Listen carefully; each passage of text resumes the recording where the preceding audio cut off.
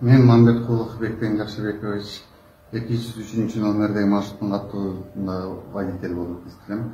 Бүгүнкү кылган одону мамилем үчүн Бишкек шаарынын тургундарынан терең кайгыруу менен кечирим сурайм. Жана ошондой эле карындашыма кылып койгон ачуума алдырып кылып койгон кылыктарым үчүн терең кайгыруу менен кечирим сурайм. Мындан ары мындай иштер болбосуна кепилдик берип, кыргыз элимден, кыргыз эли журтунан, Бишкектин тургундарынан кечирим сурайм. Кечирип коюңуздар мени.